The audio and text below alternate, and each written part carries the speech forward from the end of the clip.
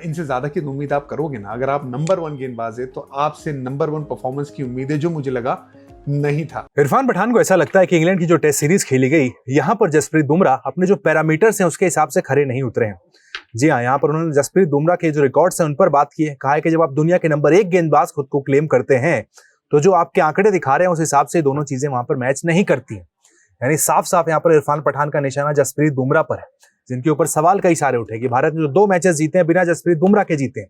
इस सीरीज में अगर देखें तो 3 मैचों में 14 विकेट वहां पर उन्होंने लिए हैं। लॉर्ड्स में भी 5 विकेट लिए थे, ऑनर्स बोर्ड में उनका नाम भी है। लेकिन इरफान पठान का कहना है कि जो आपके आंकड़े दर्शाते हैं वो ये दर्शा नहीं रहे हैं कि भाई आप भारत को मैच जिता पा रहे हैं। बेशक आपने 5 विकेट लिए हो, आपकी जो एवरेज है वैसी नजर नहीं आती है। इरफान पठान को ऐसा लगता है। इरफान पठान ने कहा है, सच कहूं तो जब भी खेले उन्होंने अच्छा प्रदर्शन किया है। उन्होंने 5 विकेट लिए, लॉर्ड्स ऑनर बोर्ड्स पर अपना नाम दर्ज कराया। लेकिन जब आप एक नंबर 1 गेंदबाज होते हैं तो आपसे नंबर 1 लेवल के प्रदर्शन की उम्मीद की जाती है, और मुझे लगा कि वो इस स्तर पर खरे नहीं उतरे हैं। उन्होंने ये भी कहा है कि सीरीज में कई ऐसे मौके आए जब बुमराह खुद को पूरी ताकत से झोंक सकते थे, लेकिन उन्होंने ऐसा नहीं किया है। पठान ने कहा है, ऐसा भी मौका आया जब छठा ओवर जरूरी था। मैंने कमेंट्री के दौरान भी इस बारे में बात की। जो रूट को बुमराह 11 बार आउट कर चुके हैं और उस लॉर्ड्स के मैदान में बुमराह ने 5 ओवर फेंके थे। बस एक और ओवर जोर लगाया जा सकता था। मुझे लगा कि उन्हें थोड़ा संयम बरता। कुछ चुनिंदा गेंदबाजी भी हुई जिसके खिलाफ मैं हमेशा रहा हूं।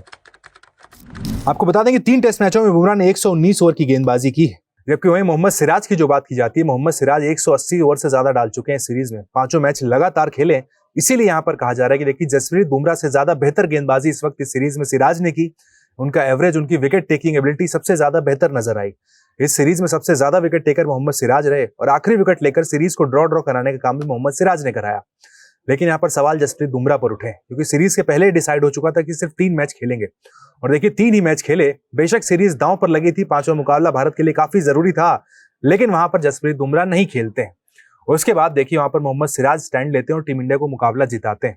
और वहीं अब यहाँ पर इरफान पठान का यह कह देना कि बुमराह ने पूरा जोर नहीं लगाया, वो और मेहनत कर सकते थे, अपना और 100% दे सकते थे, लेकिन उन्होंने नहीं दिया।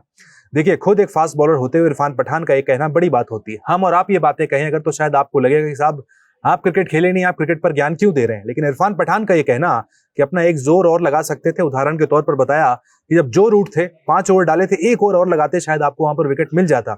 लेकिन बुमराह ने अपना 100% नहीं दिया, अपने जो पैरामीटर्स है उस पर वो खरे नहीं उतरे। इसी वजह से इरफान पठान ने यहाँ पर जसप्रीत बुमराह को सुना दिया है।